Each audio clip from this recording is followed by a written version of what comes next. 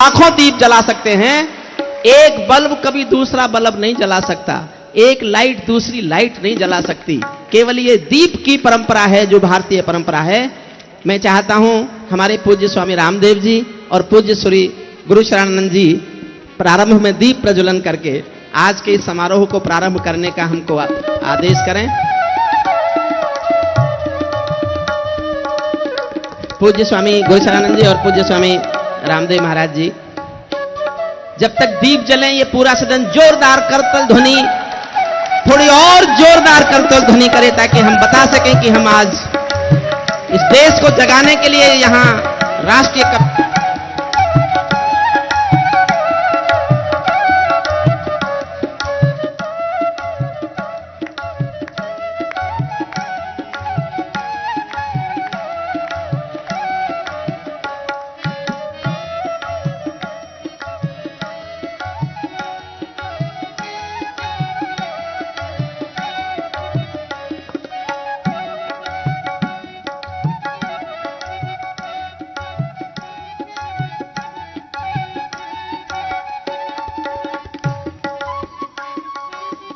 दीप प्रज्वलन हो गया।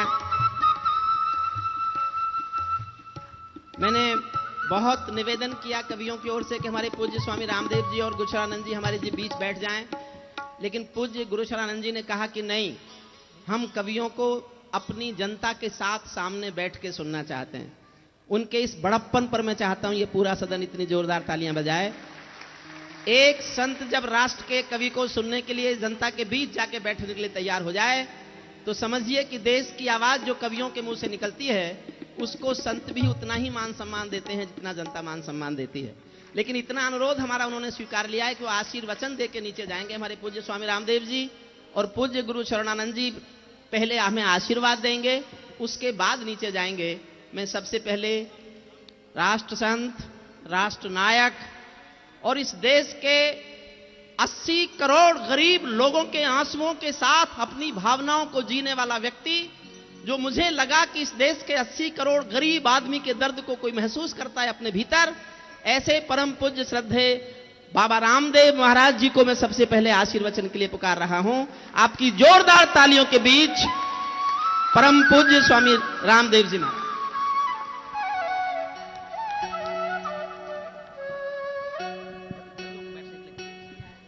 मैं सभी कवियों से कहूंगा कि वो भी अपना आसन ग्रहण करें दोनों तरफ श्रद्धेय महाराज श्री के, और हमारी कवित्री बहन सुमन से भी कहूंगा वो भी अपना आसन ग्रहण करें।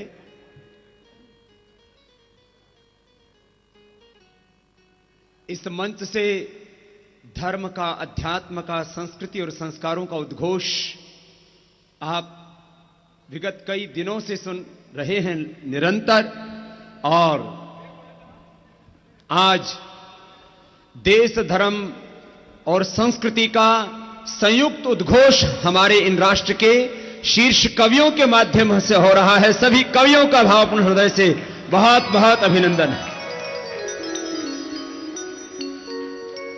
इसमें ओज के कवि हैं, इसमें देश की पीड़ा को गाने वाले कवि हैं, और ओज को, तेज को और देश की दर्द वेदना को गाना वह एक प्रश्न है, उसको गाने के साथ साथ ये सब कवि उसको जीने वाले कवि हैं, उस वेदना को जीते हैं और इस भारत को इस वेदना से मुक्त करना चाहते हैं। धर्म की एक मर्यादा होती है, उसकी एक परंपरा होती है, उसकी एक तहजीब होती है, घर की, परिवार की, समाज की।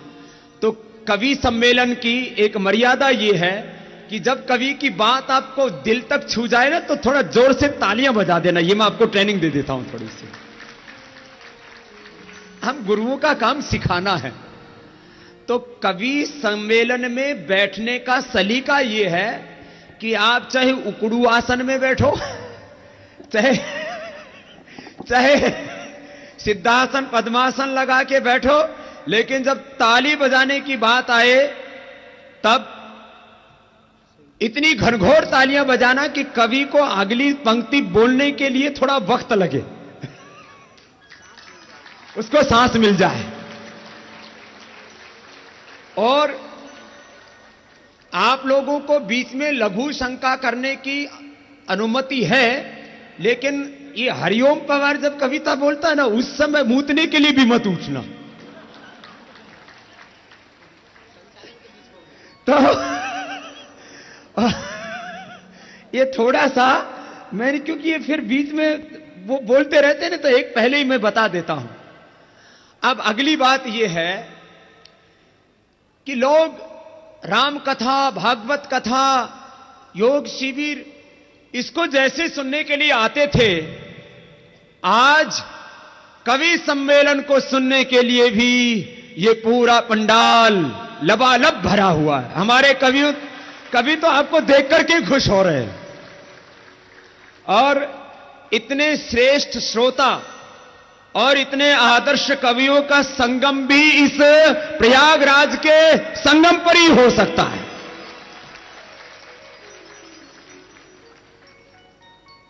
मैं सभी कवियों को आशीर्वाद के लिए महाराज श्री से आशीर्वाद लेंगे, उसके लिए आमंत्रित करता हूं।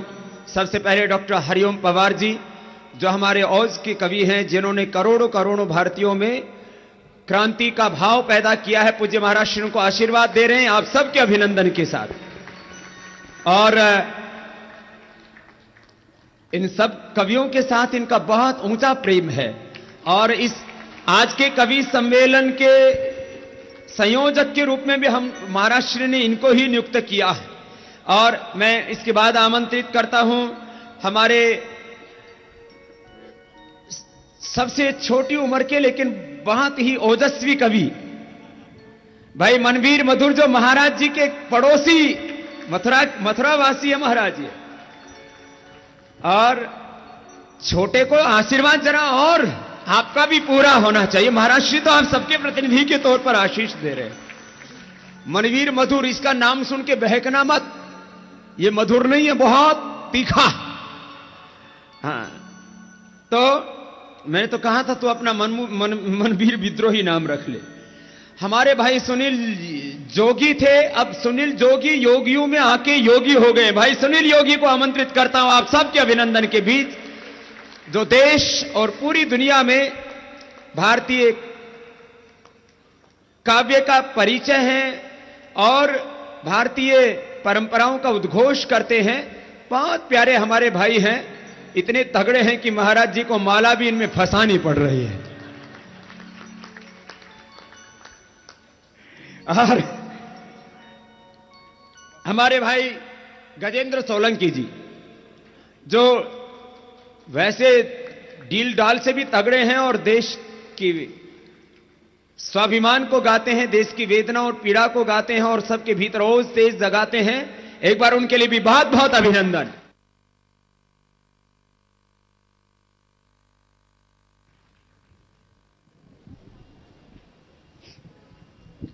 मैं आप सबकी उपस्थिति को प्रणाम करता हूं, इस पावन मंच को प्रणाम करता हूं। परम पूज्य काष्टी गुरु शरण जी महाराज का आशीष है, वो सामने बैठे हुए हैं। परम पूज्य स्वामी रामदेव जी का शुभाशीष है। और इतना घूर घूर के मत देखो, वो असल में क्या, एक तो मंच का सबसे छोटा कवि हूं, और पवार भाई साहब ये तो मेरे आदर्श हैं। मैंने तो इनको सुन सुन के पढ़ना सीखा है, लिखना सीखा है। तो वो बोल के गए हैं तो मेरी आवाज नहीं निकल रही है अभी। वो जब आप जोरदार ताली बजाओगे तो फिर मेरी भी निकलेगी।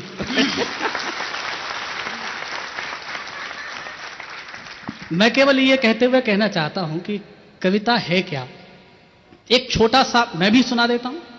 अब इनका छोटा भाई हूं, कुछ तो गुण मेरे अंदर आएंगे। वो हुआ ये कि राम और रावण का जब युद्ध चल रहा था तो राम ने धनुष पर बाण रखकर प्रत्यंचा को ताना, तो दाहिने हाथ ने बाएं हाथ ने विरोध किया। बोले दाहिने हाथ, किसी को दान देना है तो तू आगे, किसी का सम्मान करना है तो तू आगे। आज जब युद्ध में मेरे सामने इस युग का सबसे शक्तिशाली व्यक्ति खड़ा है, तू मेरा साथ छोड़कर पीछे चला गया। उसने कहा कि दान मान सम्मान में रहा सदा अगवान, अब तू क्यों पीछे गया, देख दशानन बाण। तो कवि की दृष्टि किसी विषय को विशिष्ट इसलिए बनाती है, उसका कहने का लहजा अलग होता है। तो कवि ने उसका जवाब दिया कि ऐसा नहीं है कि मैं किसी से डरकर पीछे आया हूं, और अगर बात ठीक लग जाए तो फिर तालियों के साथ मुझे आशीष देना ताकि मैं अपनी बात शुरू करूं, अभी नहीं। उसने कहा कि दान मान सम्मान में रहा सदा अगवान, अब तू क्यों पीछे गया देख दशानन बाण। तो दाहिने हाथ ने मुस्कुराते हुए कहा, नहीं रघुवर के जा कान में पूछूं मैं एक बात, सिर काटूं एक एक कर या कि दसों एक साथ।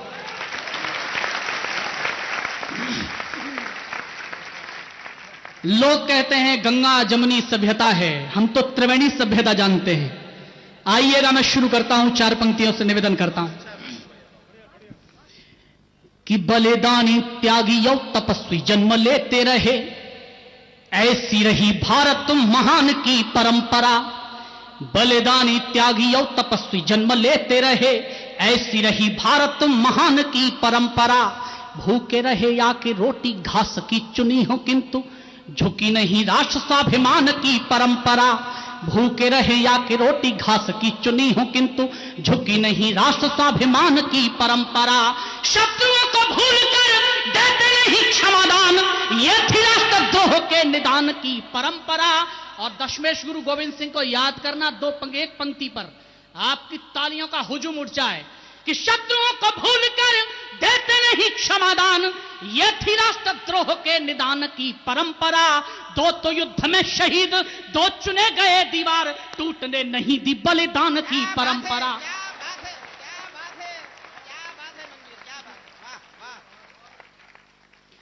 कि 2 तो युद्ध में शहीद, 2 चुने गए दीवार, टूटने नहीं दी बलिदान की परंपरा। और मैं तो मथुरा से हूं, योगेश्वर कृष्ण की भूमि से हूं। हम शक्ति भी जानते हैं और भक्ति भी जानते हैं। अभी श्रद्धेय हमारे बड़े भाई पवार जी ने कहा कि इसको मधुर छोड़ देना चाहिए। असल में मैं बता दूं, मेरा तेवर मनवीर है, मेरा स्वभाव मधुर है। मैं कृष्ण के दोनों स्वरूप जीता हूं, प्रेम भी जीता हूं और आक्रोश भी जीता हूं। अब 4 पंक्तियां सुनिएगा, निवेदन करता हूं कि शक्ति का प्रमाण रानी दुर्गावती रही, तो अखड़ कबीर अभिव्यक्ति का प्रमाण है। शक्ति का प्रमाण रानी दुर्गावती रही, तो अखड़ कबीर अभिव्यक्ति का प्रमाण है। अभिव्यक्ति ऐसी जो प्रमाण निर्भीकता का, ध्रुव सा चरित्र जो विरक्ति का प्रमाण है। थी विरक्ति महावीर जैसी यदि भारत में, पन्ना धाय मां भी राज भक्ति का प्रमाण है। और फिर मां शक्ति की तरफ से भी तालियां देखना चाहता हूं कि शक्ति का प्रमाण रानी दुर्गावती रही, तो अखड़ कबीर अभिव्यक्ति का प्रमाण है। अभिव्यक्ति ऐसी जो प्रमाण निर्भीकता का, ध्रुव सा चरित्र जो विरक्ति का प्रमाण है। थी विरक्ति महावीर जैसी यदि भारत में, पन्ना धाय मां भी राज भक्ति का प्रमाण है। भक्ति का प्रमाण मीराबाई ने रचा दिया, तो रानी लक्ष्मीबाई यहां शक्ति का प्रमाण है। कि भक्ति का प्रमाण मीराबाई ने रचा दिया, तो रानी लक्ष्मीबाई यहां शक्ति का प्रमाण है। मात शक्ति पर बहुत सारी टिप्पणियां हैं, बहुत सारी बातें हैं। आइए मैं मात शक्ति को प्रणाम करते हुए छंद वेदन करना चाहता हूं, और जितने पुरुष वर्ग के लोग बैठे हैं उनका समर्थन पूरी हुंकार के साथ चाहता हूं कि भारतीय नारी का चरित्र देखिएगा मित्र, उन्नत जो कर देश का ललाट देती है। भारतीय नारी का चरित्र देखिएगा मित्र, उन्नत जो कर देश का ललाट देती है। झांसी वाली रानी ने जो शौर्य दिखलाते हुए रणभूमि शत्रु के शवों से पाट देती है। जिस पत्नी के मोह में जो भटके वो खुद खोल पति की ही बुद्धि के कपाट देती है। और एक पंक्ति में समर्थन देना कि भारतीय नारी का चरित्र देखिएगा मित्र, उन्नत जो कर देश का ललाट देती है। झांसी वाली रानी ने जो शौर्य दिखलाते हुए रणभूमि शत्रु के शवों से पाट देती है। जिस पत्नी के मोह में जो भटके वो खुद खोल पति की ही बुद्धि के कपाट देती है। रत्ना दिखाती राहदास तुलसी को, और हारी रानी अपना ही शीश काट देती है। रत्ना दिखाती राहदास तुलसी को, और हारी रानी अपना ही शीश काट देती है। और यकीन करिएगा कि जीते जी यहां पे इतिहास गढ़ते हैं, और मरकर अमर कहानी बन जाते हैं। जीते जी यहां पे इतिहास गढ़ते हैं, और मरकर अमर कहानी बन जाते हैं। इस भूमि पे दधीच देवों की सुरक्षा हेतु हड्डियों को दे के महादानी बन जाते हैं। इस भूमि पे दधीच देवों की सुरक्षा हेतु हड्डियों को दे के महादानी बन जाते हैं। भारत की माटी ही विलक्षण है जिसे चाट, कान्हा खुद ईश्वर के मानी बन जाते हैं। उद्धव से ज्ञानी यहां मूर्ख बन जाते और कालिदास जैसे मूर्ख ज्ञानी बन जाते।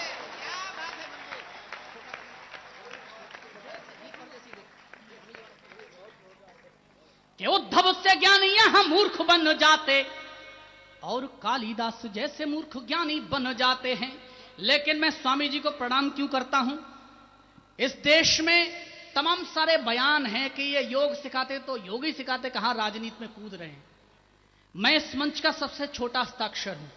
अगर मेरी भाषा का सलीका समझ में आ जाए, हो सकता है राजनीतियों की भाषा अभद्र हो गई हो, लेकिन कविता की भाषा अगर सलीके से आप तक पहुंच जाए तो फिर आपका समर्थन चाहिए। मैं निवेदन करता हूं कि मौन व्रत धारे कहीं बोल नहीं सके, किंतु बेबस की अखियों का नीर भिड़ जाता है।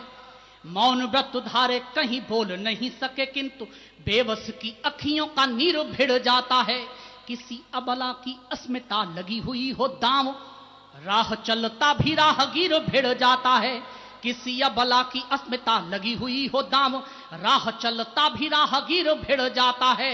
और मैं श्रद्धेय गुरु शरणानंद जी को समर्पित कर रहा हूं ये छंद सुने आप कि किसी अबला की अस्मिता लगी हुई हो दांव, राह चलता भी राहगीर भिड़ जाता है।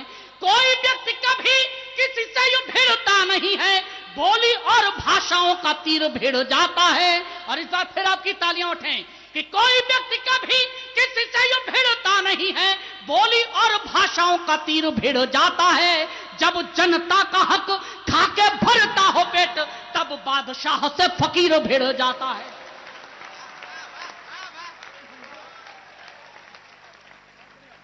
जब जनता का हक खाके भरता हो पेट, तब बादशाह से फकीर भिड़ जाता है। और भिड़ता क्यों है? अब चार पंक्तियां और सुनिए कि लुटता वतन देख जिसका लहू है बर्फ। ऐसे लोग भी यार हो रहा है, होने दो, हमें क्या करना। कि लुटता वतन देख जिनका लहू है बर्फ, उनको दिला रहे हैं जोश रामदेव जी। लुटता वतन देख जिनका लहू है बर्फ, उनको दिला रहे हैं जोश रामदेव जी। आलसी विलासी और भोगवादियों के मध्य योग के बने हुए हैं कोश रामदेव जी। आलसी विलासी और भोगवादियों के मध्य योग को दिला योग के बने हुए हैं कोश रामदेव जी।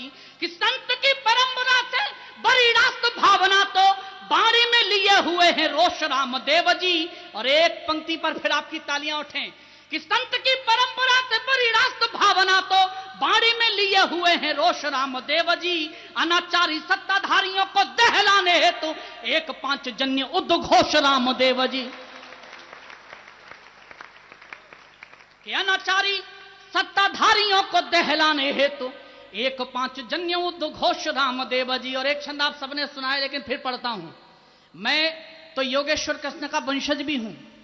मैं किस रूप में देखता हूं सारी परंपरा को, अगर ठीक लग जाए तो फिर आपकी हुंकार भरी तालियां देखना चाहता हूं। निवेदन करता हूं कि दो दिलों में योग जो कराते हैं सिखाते और झुमाते एक ऐसे स्वर साज रामदेव जी।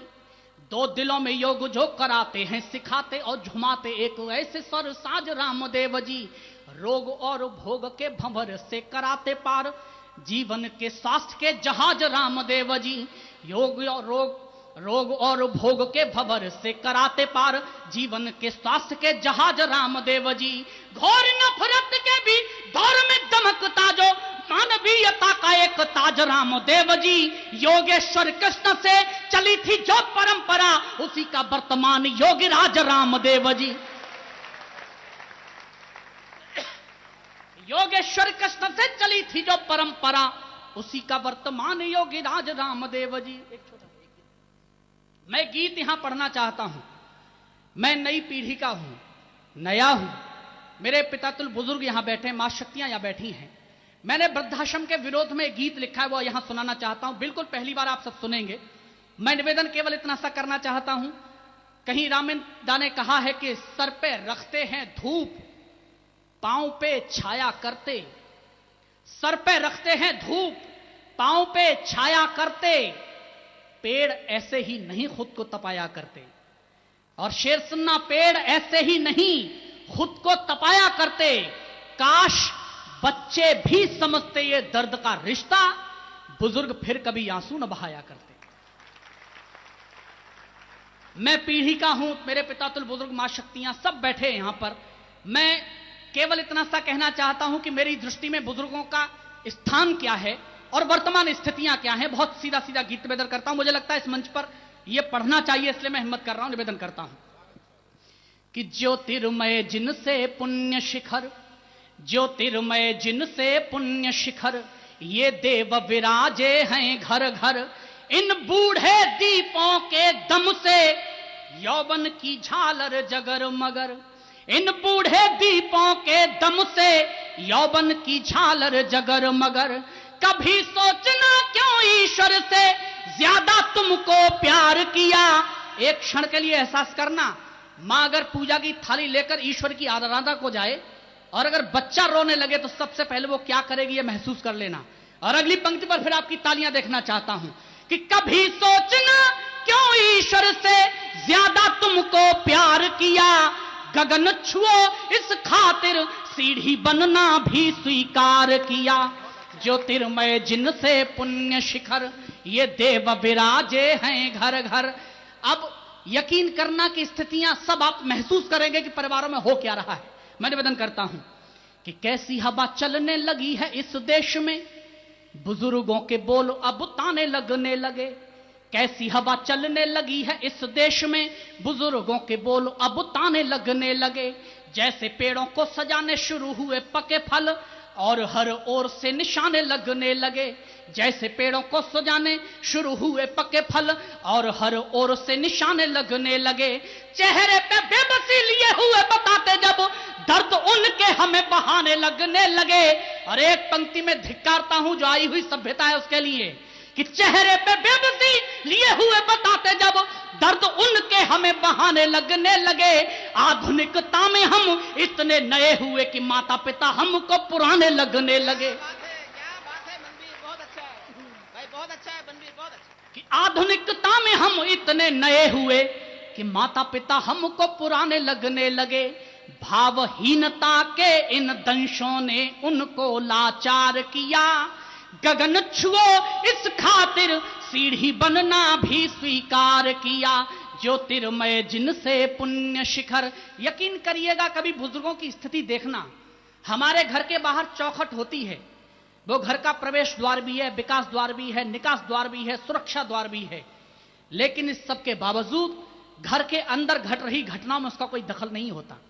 और हम अपने बुजुर्ग से कह देते हैं चारपाई दरवाजे पर बिठाकर आप तो यहां की रखिए।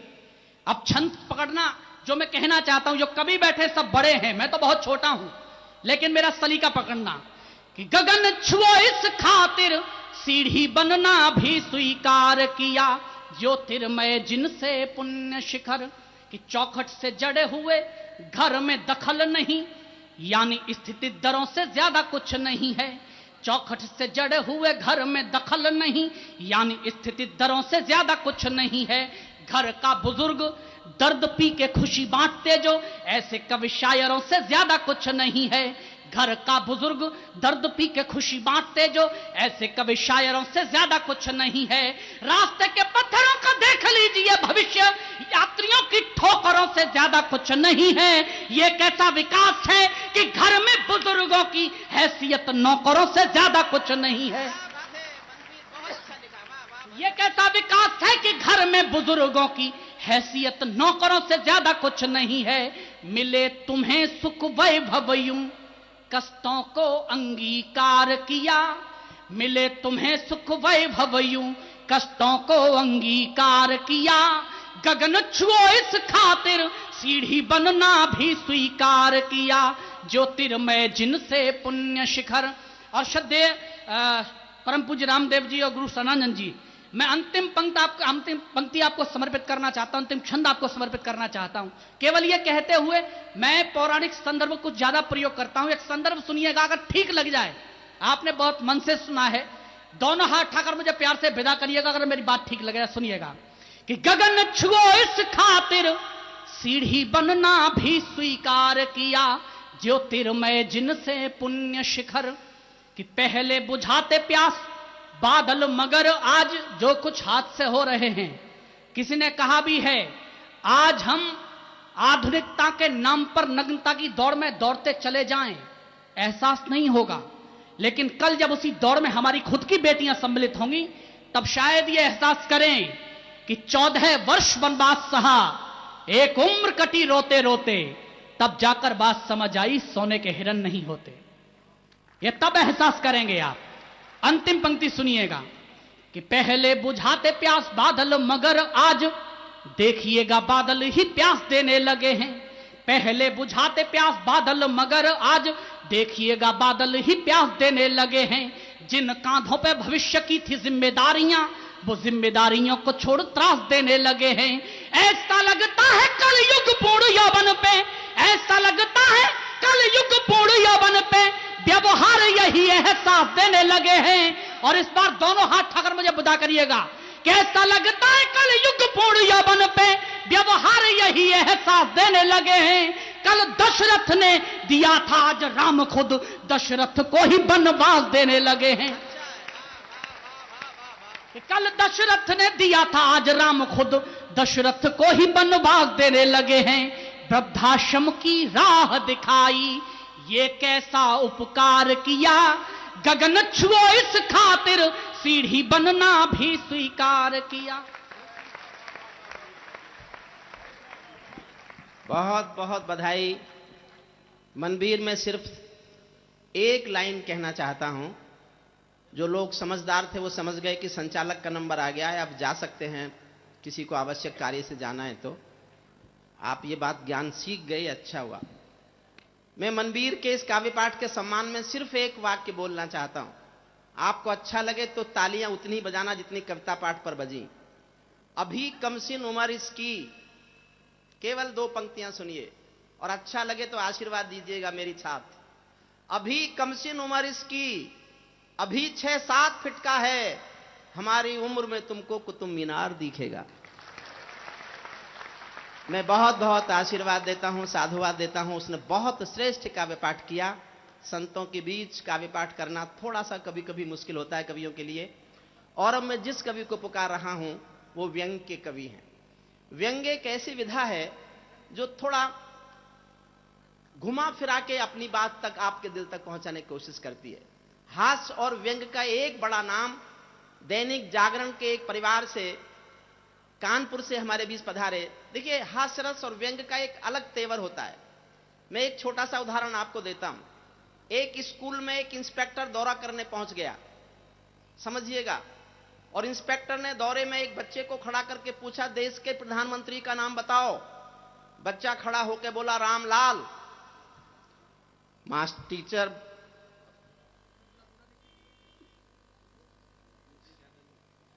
पूज्य गीत मनीषी स्वामी सदानंद जी महाराज हमारे बीच पधार गए हैं। गीता मनीषी हमारे, आप पूज्य ज्ञानानंद जी महाराज जी, बस इसमें सबको समझ में आ गया है। गीता मनीषी जी, हम उनके चरणों में प्रणाम करते हैं। सब कवियों की ओर से उनके चरणों में प्रणाम। मैं क्षमा चाहता हूं, मैं नहीं पहचानता था। इंस्पेक्टर स्कूल जाता है, बच्चे से पूछता है, देश के प्रधानमंत्री का नाम बताओ। बच्चा खड़ा होकर बोलता है, रामलाल। इंस्पेक्टर को गुस्सा आता है, बोला, इतना भी नहीं जानते देश का प्रधानमंत्री कौन है? ये रामलाल कौन है? बोले, मेरे पिताजी का नाम है, 5 साल से घर से गायब है, मां बता रही थी, हो सकता है प्रधानमंत्री हो गए हो।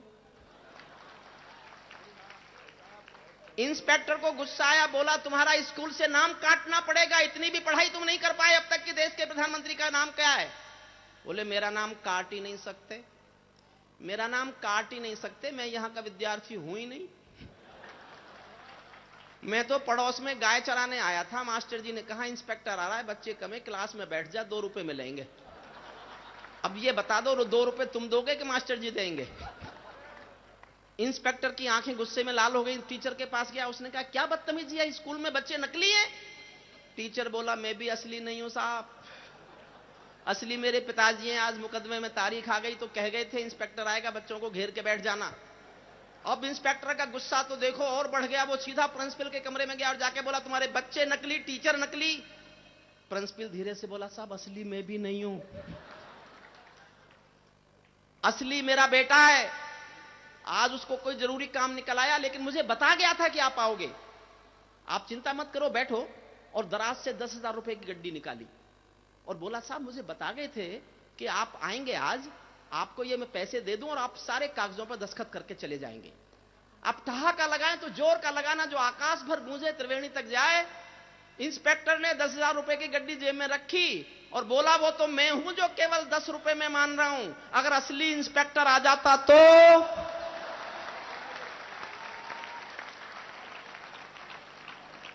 ये हमारी शिक्षा व्यवस्था।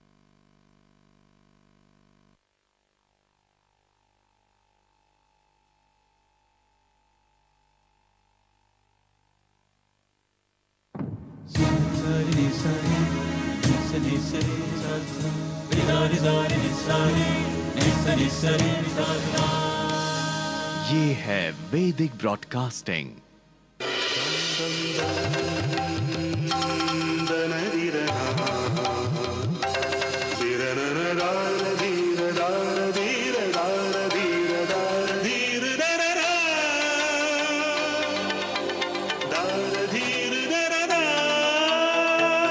आस्था जीवन का आधार।